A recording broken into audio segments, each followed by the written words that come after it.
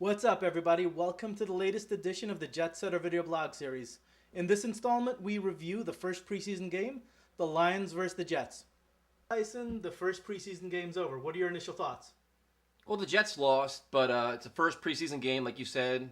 Football's back. It was fun to watch, see who's going to do what. So it's good, man. Now we know we're around the corner from the season, so it's not, it's exciting. All right, let's go through each position. Okay. Start with quarterback. The three quarterbacks got in. One through. We got a controversy, man. yeah. We got a controversy. What, McElroy? It's funny, right? Yeah. This is the typical Mark Sanchez game. He throws a god-awful interception that everybody in Jet Nation was like, cut him, trade him, bench him, never want to see him again. Throws another pass that should have been picked off. It wasn't for Kellen Winslow saving him. That would have been 2 pick sixes. Then he engineers a brilliant drive where he looks smooth, calm, and collected. Yeah, there were 2 big plays in that drive. Yeah, there were 2 big plays. He made some really good reads, looked composed, showed some leadership, bounced back from adversity. But the problem is the adversity. That first interception was terrible. The same one we've seen for the last 2 years. And like I said, the Kellen Winslow bailed him out because that guy had another pick off there and he drilled him. So, with Sanchez, what do you do? I mean, you look at it from an outsider perspective. What'd you think? The interesting thing to me was after the first 2 series that were awful, I saw him smiling on the sideline. I didn't really see a serious look. I didn't see a businessman. I saw somebody. Maybe it's good that he was lighthearted because then it led to the third drive. He's got some swag now. Like he did an interview and if you're following me on Twitter, you saw we were joking around he did so what? I threw an interception. Who cares? It happens. He's got a little attitude about him now, which we haven't seen in the past. Well, maybe he just doesn't care. I mean, I wouldn't go there. He cares, man. But I think he may be tired of getting beaten up by the media. The fans are ripping him. They're ripping him on the field. Or at practice they booed him, and all these things going on. So I think he kind of has a little edge to him, which is a good thing. Geno Smith, he left the game with an injury. He hurt his ankle, but it was a nondescript performance. You didn't see a lot out of him. I mean, and then McElroy came in and he was throwing the ball all over the place. The one thing with Sanchez, though, and this is the one thing we probably got to talk about more, is Marty Morningway's offense looked awesome. He spread the ball to 8 different receivers. Receivers were actually open in space. The balls weren't being forced. There was guys open. It's just a matter of hitting them. And the pass was never like that. So. Well, both quarterbacks had high completion percentages. All 3 did, yeah. Yeah, it was. I mean, if that's the offense, that's something to be noted. But the one thing is, I don't want to hear everybody tell me now how they knew McElroy was going to be good and they're McElroy fans. Don't even start this nonsense. I mean, let's just keep things in perspective here. Everybody, Twitter's already on fire. McElroy should start ahead of Sanchez. Let's keep things in perspective here a little bit. The first preseason game, there's a learning curve. There's all kinds of things going on. So, all right. Well, let's move through the positions real quick. The offensive line looked good a little bit for Sanchez. Oof. I mean, but they let Geno get hurt. Bad. I mean, no. You said they were good. I never said they were good. The offensive line, they need a lot of work. They need some more depth. I mean, Brian Winters, the rookie's hurt. The guys, Peterman struggled tonight. Willie Colon showed flashes, and then the second group came in. They were struggling. Then McElroy was getting his ass kicked. I mean, that was the offensive line, which needs to be a strength behind, with this situation they have now.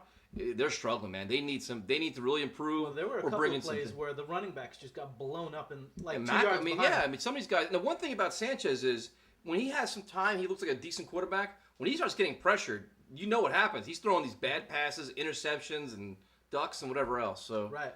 Well, offensive line, not offensive good. line, not tight good. end. I mean, Cumberland had a touchdown. Kellen Winslow showed some flash. Kellen Winslow looked good. He looked good, dude. So that's the positive. Keeping Winslow healthy is going to be huge, but Cumberland showed some things. So the one thing, too, is Tommy Bohannon played fullback, which was probably a position you're not going to cover. Right. I was impressed by him. Lex Hilliard didn't play because of injury. Bohannon showed some things, though. He picked up some blitzes. He showed a little moxie for, it's something to look into. Running backs? Oh, man. I mean, Chris Ivory didn't play. Right. Joe McKnight didn't play. Powell showed, Bilal Powell showed his thing. Then John Griffin comes in. He gets hurt. And I like the guy, the Moises Madu, I think his name was. Right. He just no. This is the number 41. Okay. I don't see what. And they picked him up, dropped him back off. Right. And then Chad Spann is a guy Rex Ryan compared to Maurice Jones-Drew. Right. He's explosive. He's a little. He's that shifty. Number 34? Yeah, he's shifty. He's explosive. So all these injuries at running back. I mean, you give him a look. But me personally, I bring in somebody else. I bring in a Javon Ringer. I bring in maybe even Michael Turner. I mean, there's some guys out there. Willis McGahee. He brings somebody in because you have so many injuries now. And with Mike Goodson being wherever he is, running back's concern. Receivers. You're going to differ from me. I like the kid from Tennessee. He caught the first touchdown, or the second touchdown, Right. that is. And but he dropped the long Zach ball. Rogers. Yeah. That's everybody's favorite guy right now. Receivers, I'm going to say I'm going to eat crow. Clyde Gates impressed me. He's having a great camp, and he's showing he's improved his route running, consistent hands. He did some good things. Little yak. Yep. Ben Obamanu, who alligator arm won early in the game, made had a decent game. Braylon Edwards did his thing. Ryan Spadola showed some flash. He scored a touchdown. And Zach Rogers, that's your boy. I mean, everybody likes him because he's a returner. How do you not? At 175 pounds, I don't see it. But everybody, it's just one of those things where you see flashes of Wayne Corbett, so you're like, is this why can't Ryan Spadola be Wayne Corbett? Yeah, could be. I was more impressed by him than I was Zach Rogers. But see, everybody is looking for these feel-good stories right now. It's the first preseason game. As the game goes along, where the defense gets a little more intense, you start game planning. We're still at 90-man roster, right? I believe so, yes. Okay, so what's the next cut? I don't know when it is. It was 70. Was 72? Yeah, 72, 73. That's a big cut. But I mean, you can see who the guys are going to be. Like that running back, Madu. Yeah. Gone. Yeah. All right, we'll flip to the defense. First team looked good. They did. The defensive line. I mean, this is Rex Ryan's baby. It's no secret. They have a ton of potential. They're going to be aggressive. They're going to be physical. And you saw that. The defensive line, Wilkerson is just on top of his game. I like what I saw to Kendrick Ellis and Richardson in the middle. Copel showed some flash. He had the batted ball. Yeah. So they look like they're going to come after you. And that's no secret. I mean, under Rex Ryan. And the rookie Milner at cornerback started. Yeah, I mean he did. Kyle Wilson was a midseason swag. Oh my the ball gets thrown out of bounds, and he's chest pumping and doing everything else. Unbelievable. You know what though? At some point, like Kyle Wilson just doesn't get it. I don't know what it is. Like he's a decent corner, but he gets exposed against certain offenses or certain plays. I'm not sure what it is, but it's just I don't know, man. What did you think of the short kid, Trufant? I always liked him. I think Ellis Langston struggled a little bit tonight. I always liked Isaiah Trufant though. Darren Walls, the kid from Notre Dame that everybody said had a good camp. He got burned a couple times tonight. Well, your safeties in general. Well, Dewan Landry's consistent. He's a veteran. Antonio Allen didn't show me much. I mean, you were trying to watch the loot of everything. And Jaquan Jarrett, as he came in the game, he was just lighting everybody up. He's like a little missile, just blowing everybody up. You love that. Right, you do. But, now there's no game planning here. So not getting really exposed by tight ends like Demario Davis, a linebacker. He got burned on a play.